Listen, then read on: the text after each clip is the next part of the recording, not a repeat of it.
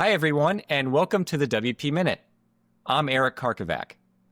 Today, we're talking about privacy and compliance. It's a subject that agencies and freelancers need to be aware of when dealing with clients. Thankfully, we have Donata Stroink-Skillrud with us. As president of Termageddon, Donata has the expertise and experience to help us do right by our clients. Donata, welcome to the WP Minute.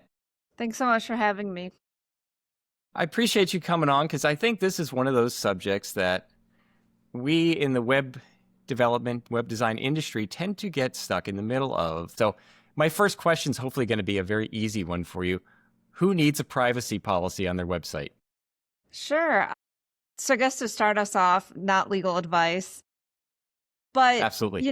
when you think about websites, when it comes to privacy policies, what you should really be thinking about is this website collecting personal information. So think about it. Does the website have a contact form, a newsletter subscription form? Does it have e-commerce? Can people create accounts? Or maybe there's some tools in the background like Google Analytics, the Facebook Pixel, reCAPTCHA. All of these things collect personal information. So kind of the general rule of thumb is if a website's collecting personal information like names, emails, phone numbers, addresses, IP addresses, things like that, then it needs to have a privacy policy. That's kind of the general rule of thumb. So that pretty much includes everyone that's just about, right? Yeah, it's basically every modern website collects personal information. And one of the items that people get really confused about is, people are providing this information voluntarily, like they're voluntarily filling out the contact form or subscribing to newsletters. That's what we call a legal basis for processing personal information. But just because people submit their information voluntarily, that does not negate the requirements of having website policies in place. A lot of people also say, well, we're not collecting social security numbers, or we're not collecting passport numbers, or we're not collecting like sensitive data. That really doesn't matter either. Any kind of personal information can be protected by privacy laws. So just because it's a name and email address that they submit voluntarily, that doesn't mean that you're off the hook. Yeah, I guess the point is that, we collect that data, but the user still has to know what we are going to do with it, right? Correct. Yeah. A lot of website visitors, when they're inputting their name and email in a contact form, they're realizing that they're inputting that in, but they don't necessarily know how you're going to use it, who you're going to share it with, how you're going to protect it, and things like that. And also, a lot of website visitors, when they go to a site that has, for example, Google Analytics or the Facebook Pixel, they don't necessarily realize that these tools collect their information either.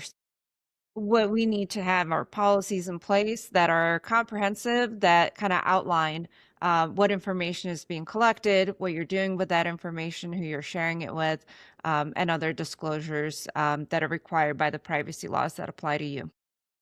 So what are the risks of not having this information on your website? Like I guess I would ask for like a worst case scenario.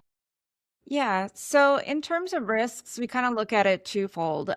So the first is the regulatory risk. So that's fines and lawsuits. So fines start at $2,500 per website visitor, which can add up really quickly. So let's say you have 100 website visitors from California this month. You did not have an adequate privacy policy in place. That fine would be calculated as 2,500 times 100. We've also seen businesses of any size being sued for privacy law violations as well, especially under the California Invasion of Privacy Act. And that's for tracking website visitors from California without their consent. And in the news, you see like the big multi-million, billion-dollar fines. That doesn't mean that small businesses haven't been fined or sued, because they have. It's just that those fines don't necessarily make the news, but it can be, tens of thousands of dollars or anything like that. And if you're ever interested, you can look up enforcementtracker.com, which, for example, tracks all GDPR fines, and you'll see plenty of small businesses in the list there. It just doesn't make the news. So that's kind of the first risk is the regulatory risk. But we also think about the fact that, if you've been building websites for a long time, or you've been using the internet for a long time, back in the day, people didn't really care too much about this. You just went to the site, you uploaded your information, you gave them your credit card, and nobody really paid any attention to it. But what we're seeing now is that consumers are paying more and more attention to their privacy. And they're willing to make purchasing decisions because of that. So people are increasingly looking for privacy-friendly websites, and privacy-friendly companies. And if they feel like the website or the company is not privacy-friendly, they will not submit their information. So you might get less leads, you might get less contact inquiries, less newsletter subscriptions.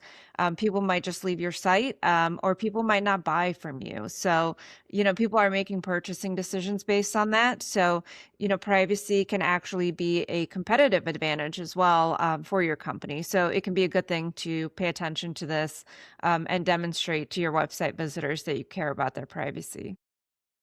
Yeah, it's almost like an expected thing these days, right? It's up there with accessibility. We need to make sure our sites are accessible, but we also need to make sure that we're letting people know how we're using their data and what data we collect. I think that's just kind of the expected way to do things now.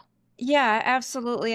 And offering them a choice. I think all of us can agree that it's very annoying to get endless spam emails or spam texts from companies that you've never heard of, or maybe you buy one thing from them and all of a sudden you're getting ads all the time.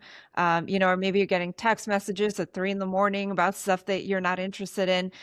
People really don't like that. And when determining the practices of a website, think about how you would feel if these things were happening to you. Are you getting annoyed by spam? Don't do that to other people, because they're going to unsubscribe and they're not going to be interested in what you're selling. So in my experience, I've worked with companies from, just very small mom and pop type shops all the way up to larger enterprise type clients. And the one commonality I find is that they tend to just ignore this.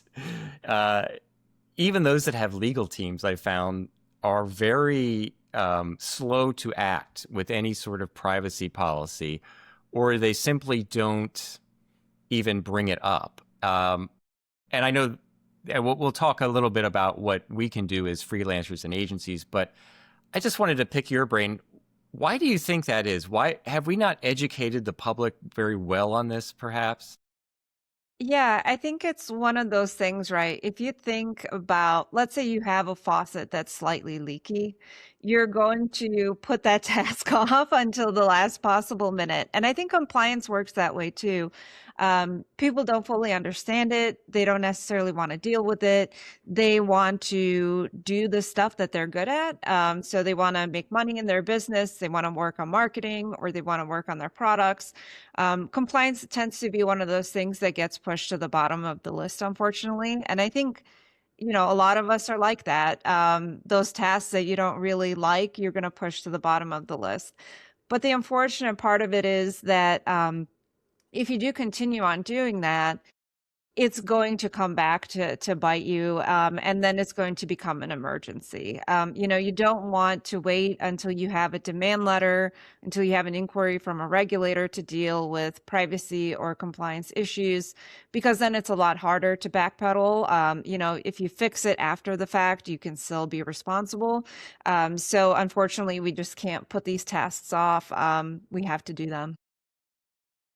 So, what would your advice be for people who are working as in agencies or freelancers working with clients about this? How should we approach them about this subject? Because, as I said, so often nobody brings it up, and it just kind of sits Yeah. there until something happens.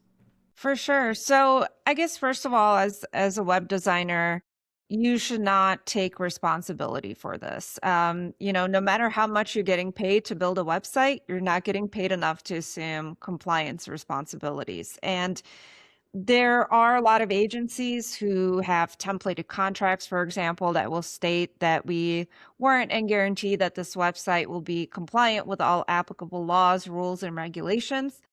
remove that from your contract right now. That is the worst thing that you can do for your agency is make yourself responsible for this. It should be the client that's responsible for compliance and not the agency. Now, in terms of how to bring this up to your clients, I don't think this has to be really complicated. And I don't think you have to be an expert in privacy law to bring it up, or an expert in compliance matters to bring it up. I think it can be as simple as, look, I'm not a compliance professional. I'm not a lawyer. I'm not providing you with legal advice. But just so you know, your website is collecting personal information. It has these trackers on it. You should really think about privacy compliance. Now, whether that's getting a privacy policy in place, getting the proper consent in place, you should really figure out what the requirements are, and implement those requirements on your website. We also recommend, a lot of agencies, as standard practice, have been installing these tools on websites forever. So, Yes. maybe you have a checklist where you install Google Analytics and you install the Metapixel and you install reCAPTCHA and you install all these different trackers, but you never tell the client that you've done that. So my recommendation would be, before launch, or if you haven't done this for websites that you built in the past, saying, look, these tools have been installed on your site or will be installed on your site. Do you want all these? Are you okay with these? Let me know, so that the client's informed as to what's on their website. Yeah, that's a big one. I mean, for so many years, clients leave the technical details to us, right? We're the ones who are building out the site, and they're really responsible for, okay, getting us the assets, the logos, the content, things like that. And so, we assume a lot of times that clients, well, they're going to want Google Analytics and they're going to want this and that. But these days, with the privacy laws that we have, it makes sense that, we really should be informing about every tool like that we are adding. And reCAPTCHA is actually a good one because I hadn't thought of that. Yeah. So, to unpack that, let's say Google Analytics is an example. A lot of agencies install it on client sites because they think a client might need it. Google Analytics collects personal information like IP, address, device identifier, information as to how people interact with a website, and it can also subject websites to certain privacy laws like GDPR because they're tracking the behavior of residents of the EU, for example, on the site. So it has a lot of privacy implications. It shares this data with Google. It collects a lot of data, some of it which may not even be totally necessary. And it subjects websites to the consent requirement of having people agree to Google Analytics before that cookie fires. Now, let's say the client did not know that it was on their site, so they could never set up the right compliance because they didn't know that it was on their site. They didn't know it was collecting data. They didn't know it was sharing data.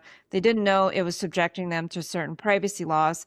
So they might not have taken those proper compliance steps to make sure that they're having Google Analytics set up correctly with the right compliance measures in place.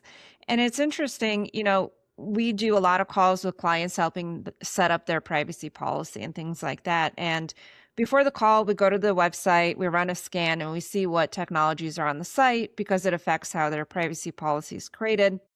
And we'll say, since your website has Google Analytics, you could be tracking residents of the EU or the UK. And we have so many calls where the client's like, I did not know that. I did not know I had this on the website. And we're like, well, have you ever accessed the data? Have you ever done anything with it? No, I have no idea how to even do that because my agency set it up for me.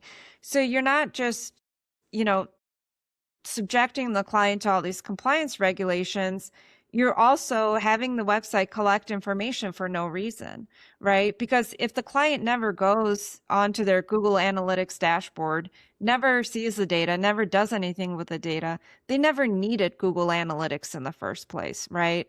So I think it's a great practice to, before the launch of the site, to provide the client with a proposed list of technologies, explaining what these are and asking them, do you need this? Like, are you ever going to look at this? Are we ever going to do anything with this data?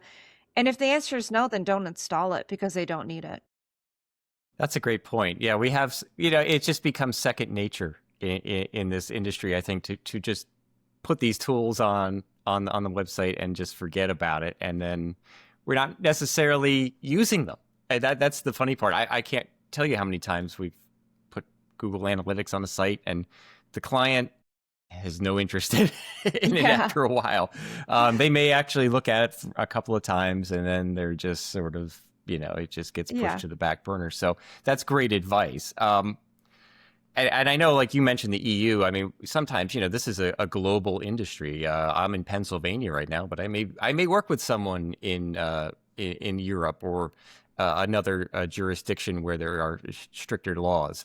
I guess that's something that we still need to just have that conversation, right? Because it's not up to us necessarily to know the rules, but just to make them aware that, hey, you need to be aware of the rules.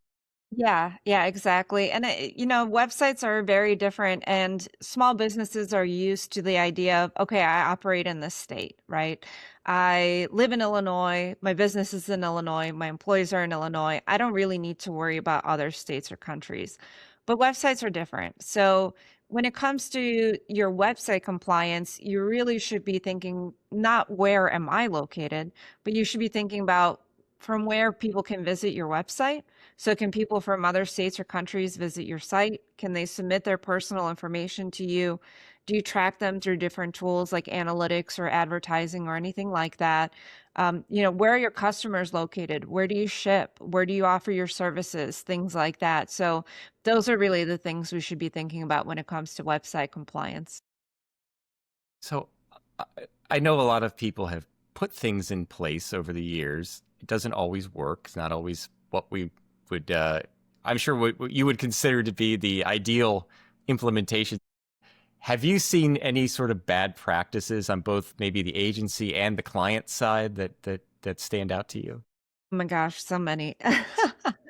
So, anywhere from the agency's contract saying we warrant that this website's going to be compliant, to the agency adding a privacy policy where it says that if there's any questions about privacy or any complaints, please contact the agency. They should be contacting the website owner, not the agency. As the agency, you're not getting paid enough to deal with legal questions from website visitors. We've seen agencies that provide their own templates to clients. So, as the agency, if you're providing your own template to the client, you're saying that this template is correct, right? Or the agency goes on and copies and pastes the competitor's privacy policy for their client. So you're committing copyright infringement on the behalf of your client, So all of these types of practices are really put the agency at a lot of risk. What we recommend is telling the client, this is your responsibility. Like, you need to figure out compliance for your own website. I'm not a lawyer. I'm not providing you with legal advice, but you're collecting personal information and you need to address compliance on your site. And you can offer different recommendations for different tools, tell the client to go talk to a lawyer, things like that. At Termageddon, we offer a website policies waiver, which you don't have to use Termageddon to use that waiver, but it basically says that this is your responsibility, client. What do you want to do with this? That makes sense. Yeah, I mean, it's the best I think a lot of people in our industry can do is really just push the client in the right direction, at least to make them aware that there is a responsibility there. Because that, again, we don't have that conversation nearly enough, and it doesn't come up until something goes wrong or somebody asks about it. A user maybe asks about it. So once you have a policy in place, what kind of maintenance requirements are there? And is that something, again, I realize it's probably pushed to the client, but they're probably going to ask us about it too. So Yeah, what kind of requirements are there once you sure. have something? Yeah, so assuming that you have the correct privacy policy in place, that it accurately lists all the disclosures that are required by the laws that are applicable to you, It accurately describes your business and your privacy practices. You put that on your website and it's not over, right? So the first set of updates that you should be considering is changes to the website or changes to the privacy practices. So let's say that I start off with a website with just a contact form, but now I add a form where people can apply for jobs. I need to update my privacy policy because I'm collecting additional information. I'm using it in different ways. Maybe I'm sharing it with different parties. So you need to make sure that those privacy practices are updated. And then the second set is legislative updates. So, existing privacy laws change, right? So as technology evolves, privacy laws that were passed many years ago, maybe there's new privacy risks now, new privacy harms, there's new technologies that affect privacy. Those privacy laws change, so they can change what your privacy policy might need to disclose. So let's say Connecticut as an example. They passed a privacy law. Previously, it was not required to disclose whether or not you use personal information to train large language AI models. This summer, Connecticut is updating its privacy law, so the effective date is this summer. And now your privacy policy needs to state that if you're training large language AI models and you're using personal information to train them, your privacy policy will need to disclose that, right? So existing privacy laws change. In addition, new privacy laws are passed all the time. So let's take the US as an example. We don't have a comprehensive federal privacy law that covers regular personal information collected by websites. We have laws for healthcare information or financial data or children's information, but not for like name, email, and phone number collected through websites. So each state is passing and proposing its own laws. So right now we're tracking over a dozen privacy bills. This year, there's 5 updates for new privacy laws going into effect. So you need to make sure that your privacy policy stays up to date for those changes too. So it's not just that you need a privacy policy that complies with the laws of today. You also need to have a strategy to keep that policy up to date with future legislation as well. That's the beauty of the US system. We have all these different states with all these different laws, and we're going to have a huge spaghetti mix of, I'm not of sure privacy if laws. beauty is the word I would use to describe that, more like horror. It's terrible. It's a terrible, terrible system. And it makes compliance really hard and it makes it really complicated. And what's really unfortunate is that a lot of these laws don't overlap. Like some laws will say you have 30 days to respond to a request for deletion. Others give you 45. Some of them you can expand it to 60 days. So it just creates this mishmash, nonsensical system that we have here. I'm sure it keeps you quite busy. Yeah, it does. That's for sure. Well, you mentioned large language models, and I did want to ask, like, I imagine there are people out there now trying to generate their privacy policies with AI, Yeah. which is probably not the best idea at this point in time. But do you see AI as something that could potentially help in this area? Maybe not right now, but in the future? So as a privacy lawyer, I tried it, and I'm kind of lame, so it was fun for me to try it. But basically, the only way that I could get a like ChatGPT to generate a compliance privacy policy is if I told it the privacy laws that apply to me. I told it all the disclosures that my privacy policy needs to have based on those laws. And then I described my business and privacy practices to match those disclosure requirements. A layperson doesn't know that, right? Like if you're going to spend hours and hours and hours reading all these privacy laws and plugging in all these requirements to ChatGPT, describing all the practices, like you've basically already wrote the privacy policy yourself. It's just kind of helped you phrase it in a nicer way. So, to get it to write a compliant privacy policy, you have to put so much work into it to get an actual compliant product, and it doesn't update it for you, right? So a lot of these LLMs, they're actually a couple years behind on the laws, so it doesn't know the most recent laws. It doesn't tell you when the laws have been updated or how they've been updated, and it also makes stuff up. So there was recently a piece in the news where this woman used ChatGPT and it convinced her to fire her lawyer because it provided her with like a slew of fake cases to support her case, but all of them were completely fake. So it's like, unless you are an actual subject matter expert in it, you're not going to know if what it spits out to you is actually correct, right? Like you had to check every single claim that it makes, every single case that it cites and everything. So it really is just not worth your time because you don't know what's right or what's wrong.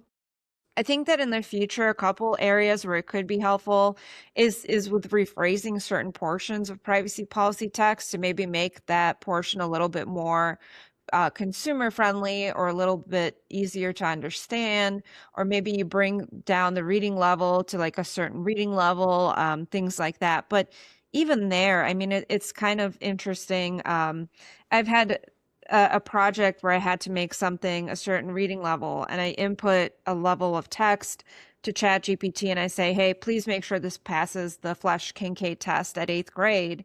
And it's like, okay, here's the new test. It 100% passes this level. But then I go to actual Flesch Kincaid website and I input the text and it's like, no, this is college level, right? So you just can't trust it, right? It tells you that it's correct. It tells you that it's done something. But then when you check it against a third source, it's not right.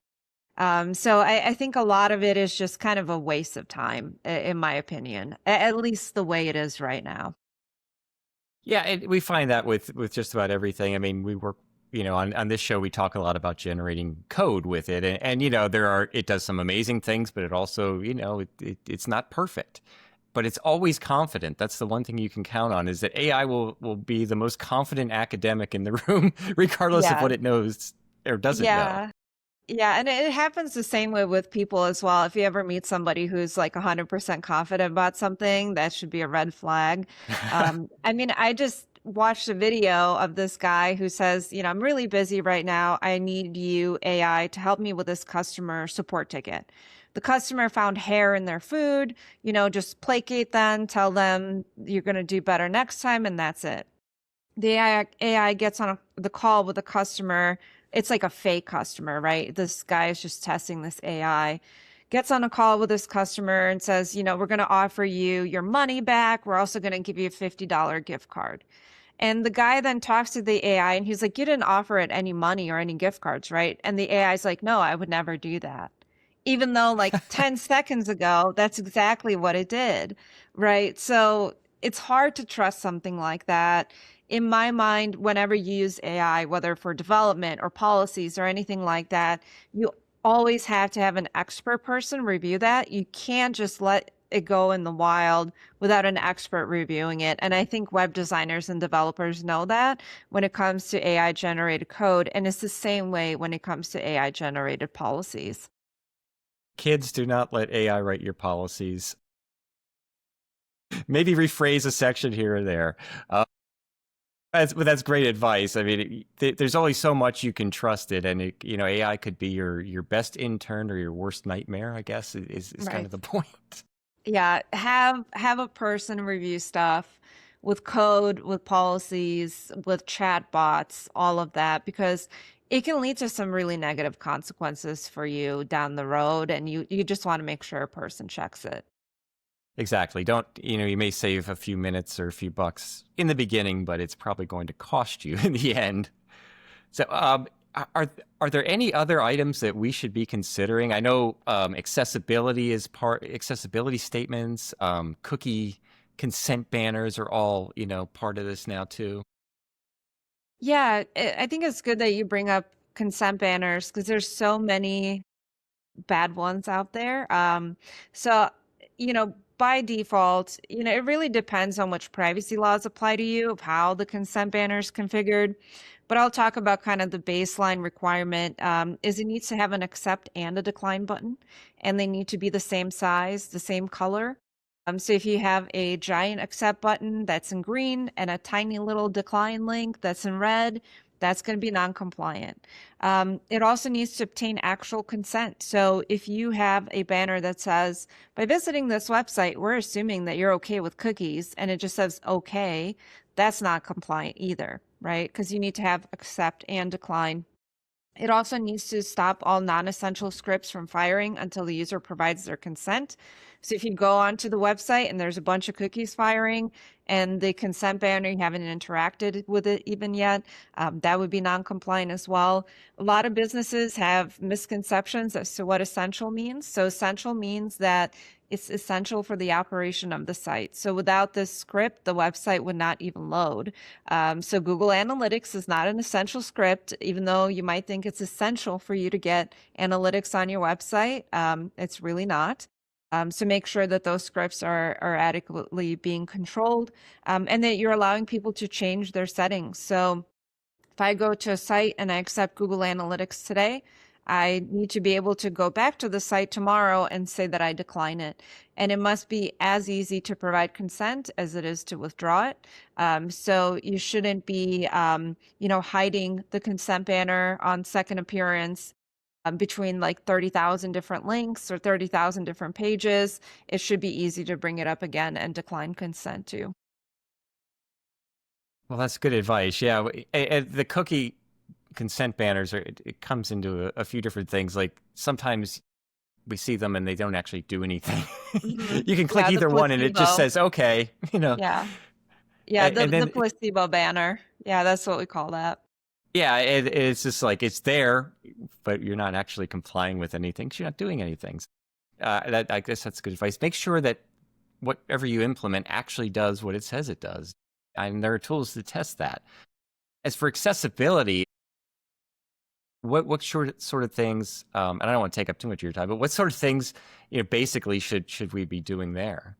Yeah, so I'm really not an accessibility expert. That's not my area of expertise. But we recently actually went through an accessibility audit, and it's interesting to see like how many things between accessibility and privacy overlap.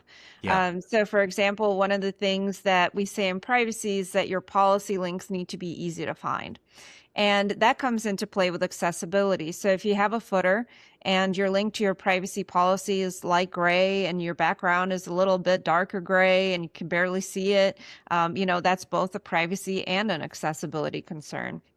We also want to think about training our support staff about accessibility because they run into accessibility issues all the time. How should those be handled?